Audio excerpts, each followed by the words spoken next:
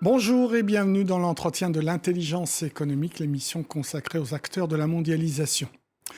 Beeple, Pac, Xcopy, Trevor Jones, Akatao, ces noms d'artistes ne vous disent rien. Pourtant, ils pourraient devenir demain les prochains Picasso, Manet, Chagall et autres géants de l'art.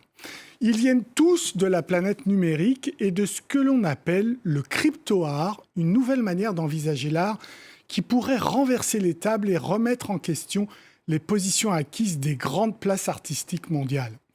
Pour vous initier au crypto-art, j'ai invité John Karp, essayiste, passionné d'art numérique et co-auteur avec Rémi Petz du livre intitulé NFT Révolution, naissance du mouvement crypto-art. Bonjour John Karp. Alors, Bonjour. Première question, définition, c'est quoi le crypto-art ? Le crypto-art, pour faire très simple, c'est de l'art numérique qu'on achète grâce à un NFT. Alors, c'est quoi un NFT ? Ça, c'est la vraie question. Un NFT, ça veut dire Non-Fungible Token, token non fongible. Ouais. Derrière, ces mots un peu barbares. Et en français ? Voilà, on va dire c'est un titre de propriété Voilà. d'un objet numérique, Voilà. tout simplement. Mmh. Et donc, le concept est simple, c'est, pour le définir de la manière la plus simple possible, c'est vrai que sur Internet, tout le monde peut voir finalement une peinture numérique, un GIF, une vidéo, une image, mais une seule personne, grâce au NFT, peut en être propriétaire. Et donc, c'est ce titre de propriété qui va permettre de créer un marché, tout simplement, autour de cet univers de l'art digital. Mmh. Et donc, c'est une petite révolution. Ah, c'est sacrée révolution, on va le voir. Ça commence quoi ?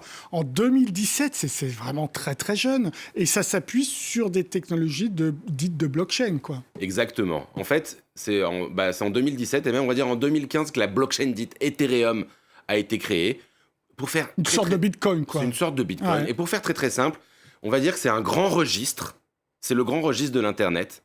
Et dans ce grand registre, grâce à cette technologie blockchain, on est certain que de manière 100% fiable, on va dire, je suis l'acheteur d'une œuvre, de manière sûre et certaine, infalsifiable et 100% traçable. Et ça a créé de la confiance dans cette blockchain, au même titre que vous avez confiance dans votre notaire. Le monde du web a confiance dans la blockchain et peut du coup acheter ces NFT, ces titres de propriété, les revendre, les prêter, les mettre en gage. Finalement, comme n'importe quel titre de propriété, vous pouvez faire exactement la même chose que sur votre appartement chez le notaire, mais avec des œuvres numériques sur Internet. Alors, on va aller voir ces œuvres numériques parce que ça commence donc en 2017 avec ce qu'on appelle des CryptoPunks, pardon.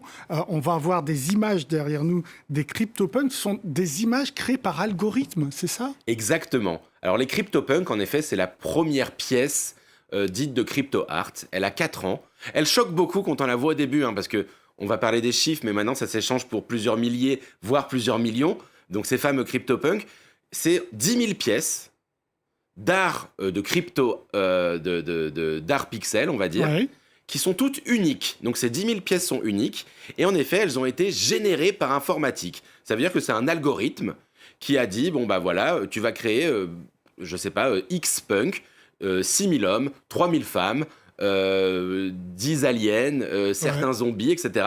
Et puis tu vas leur donner des attributs. 300 qui ont une pipe, 200 qui ont un chapeau orange, etc., etc.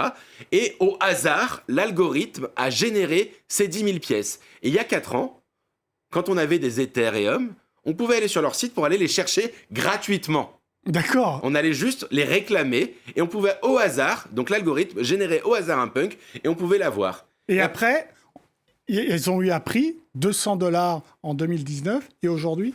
Aujourd'hui, le minimum pour s'acheter une de ces pièces, c'est 37 000 $.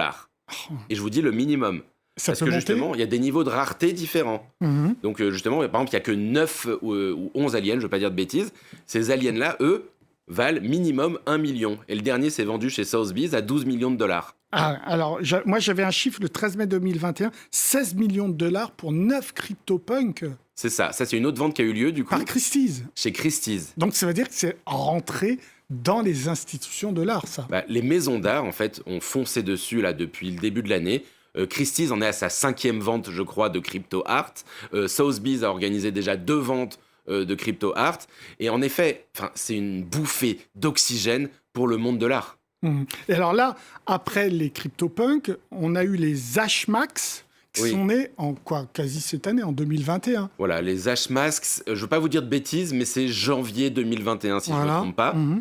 Et les Hashmasks, c'est en fait le CryptoPunk a inspiré beaucoup de collections de ce type-là. On va dire que c'est un peu, enfin moi j'aime bien dire que Là, on les voit, les Hashmasks. voilà, c'est Hashmasks. Donc c'est 30 artistes qui ont collaboré, qui ont créé chacun des styles, différents masques. C'est très inspiré, voilà, il y a pas mal de masques un peu dans le style masque africain. C'est un art assez, voilà, assez fouillé, assez détaillé. Et ces 30 artistes ont collaboré pour créer ces pièces-là, qui suivent le même principe. Donc on a un certain nombre de pièces uniques. Je crois que c'est 10 000 aussi, mais je ne veux pas vous dire de bêtises. Dans votre livre, c'est 16 000 pièces. Merci, voilà, merci exactement. Donc c'est pour ça que je n'étais pas certain de moi-même là-dessus. Donc c'est 16 000 pièces. Qui suivent le même principe, qui sont chacune uniques, qui ont été faites pareil en art génératif, ça veut dire de manière aléatoire, en fonction de différents attributs, et elles suivent ces mêmes principes, ça veut dire que dès le début de cette vente du Hashmask, c'est parti extrêmement cher pour certaines de ces pièces-là, et aujourd'hui ça continue de s'acheter, de s'échanger pour des prix assez Ça importants. grimpe, les prix grimpent. Alors il y a des hauts et des bas, hauts et des bas, mais en effet la tendance globale est plutôt à la hausse. Et il y a des plateformes spécialisées donc pour acheter, vendre ce crypto-art. Alors, c'est OpenSea, c'est Super Rare, c'est également Crypto-Art Nifty Gateway, etc. Donc, ça s'organise vraiment. C'est un marché qui s'est structuré en fait de manière très rapide. Je vous disais, hein, il y a 4 ans, il y a les CryptoPunk. Il y a 3 ans, il y a la première plateforme qui s'appelle Super Rare, qui a introduit ce concept complètement dingue de dire, voilà, ils ont sélectionné 200 artistes, ils leur ont dit, maintenant, vous allez, votre œuvre numérique, ça fait 5, 10, 15 ans que vous créez des œuvres numériques. Ça fait depuis ce temps-là que vous avez des followers, que vous avez peut-être beaucoup d'estime, que grâce à ça, vous avez de la collaboration. Maintenant, vous allez pouvoir vivre de votre art, tout simplement. Elle est là, la révolution, en fait. Et du coup, cette plateforme, la première qui s'appelle Super Rare, qui on va dire comme une galerie, a sélectionné ces 200 artistes et a commencé à leur permettre justement de vendre des œuvres, justement, auprès de particuliers.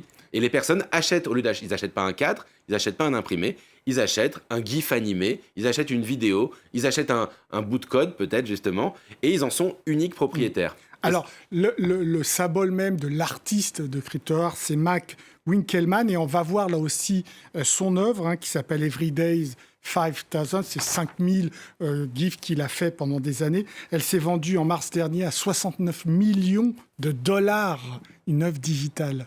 Exactement. Alors, on en a énormément parlé, ça a été pas mal couvert justement par pas mal de vos confrères, parce que forcément le chiffre choc, c'était une vente record, ça fait partie des 3 plus grosses ventes d'artistes vivants, art contemporain inclus. Compris. Voilà, et du coup, forcément, il y a eu un effet un peu répulsif, c'est-à-dire que les gens se sont dit 69 millions de dollars pour une image que tout le monde peut avoir chez soi, mais c'est n'importe quoi, mais c'est de la spéculation, mais en fait, quand on creuse, on se rend compte de qui est ce Mark Winkelmann, ce Beeple. C'est une personne qui a créé un compte Twitter il y a 13 ans.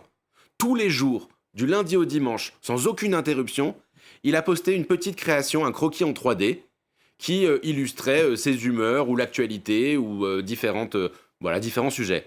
Et donc, il y a eu plus de 5000 petits croquis qui ont été créés tous les jours et tweetés. Et on voit une conversation d'ailleurs intéressante. Il y a 1 an, il discute avec des gens. On lui dit « Ça va, tu gagnes ta vie ?» Il dit « Ça va, je me débrouille. » Je fais des collabs, je suis sollicité par des marques pour faire des clips. Voilà, ça lui donne de la notoriété. Pour la première fois, il a réussi à vendre du coup ses œuvres sous le format NFT.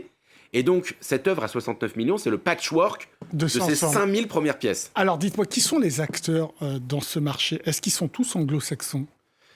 C'est très anglo-saxon. C'est très anglo-saxon. Ça veut dire que... Donc, nous, on est largués, vous voulez dire, les Français. Alors... on n'est pas encore, c'est pas encore trop tard, j'ai envie de vous dire. J'ai envie de vous dire qu'on a une opportunité. Moi, j'ai envie de voir le côté positif du côté. C'est vrai qu'aujourd'hui, quand on prend la photo, c'est un univers qui est anglophone. C'est un univers où il faut plutôt veiller la nuit pour voir ce qui se passe, parce que côté français, ça va un peu doucement. Les grandes plateformes dont on parle, en effet, sont américaines. L'écosystème, on va dire, se passe plutôt, en effet, aux États-Unis. Les nouveaux projets sont plutôt aux États-Unis, maintenant commence à être en Asie aussi, et évidemment. Les artistes sont où ? Les artistes sont... Heureusement, les artistes sont pas mal, sont plutôt globaux. D'accord. Il y a pas mal d'Américains. On a quand même la chance, en fait, c'est ça que je veux vous dire, on a des super talents français dans cet univers. Bon, alors comment on fait pour les booster ? Est-ce qu'on crée notre propre plateforme ou est-ce qu'on rejoint les plateformes anglo-saxonnes ? Il faut créer nos propres plateformes, il faut les mettre en avant. Qui peut créer ces plateformes? On a des gens qui les créent, hein, c'est toujours pareil, c'est des entrepreneurs, c'est ces gens-là, mais il faut les aider.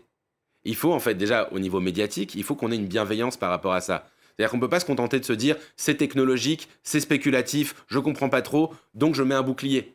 Au contraire, on a une opportunité. Vous savez qu'il y a des boîtes françaises. Bon, malgré tout, il y a la boîte Sorare, c'est une start-up française qui va devenir bientôt la première licorne française qui vend ses cartes Panini. Ah oui, exact. C'est des cartes Panini, donc c'est pas de l'art, c'est pas de l'art, mais c'est des joueurs de football. Et aujourd'hui, l'équivalent américain qui s'appelle NBA Top Shot, on vend des moments de basketball. Donc c'est comme des cartes à collectionner, mais de basketball, avec des petites vidéos à l'intérieur en plus. Là, il y a les cartes à collectionner de football. Ça va être un marché monstrueux.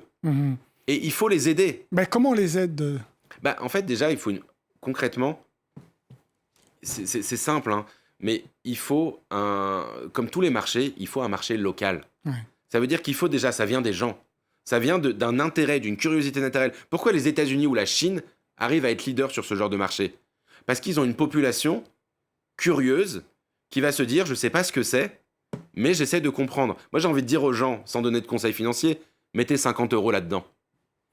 Merci beaucoup, John Karp, pour vos réponses. L'entretien de l'intelligence économique est terminé, mais évidemment, vous pouvez retrouver cette émission sur france24.com. Au revoir.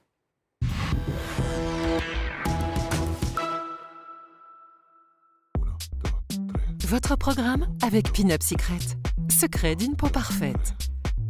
Disponible en pharmacie. Parce que l'économie, ça n'est pas que des chiffres et des courbes, ce sont aussi des chefs d'entreprise, des salariés, des entrepreneurs, des chercheurs, des décisions qui changent notre vie et impactent la société et la planète. Pour mieux comprendre l'actualité économique mondiale, ne manquez pas la Semaine de l'écho sur France 24 et sur france24.com. La Semaine de l'écho, à voir sur France 24 et sur france24.com.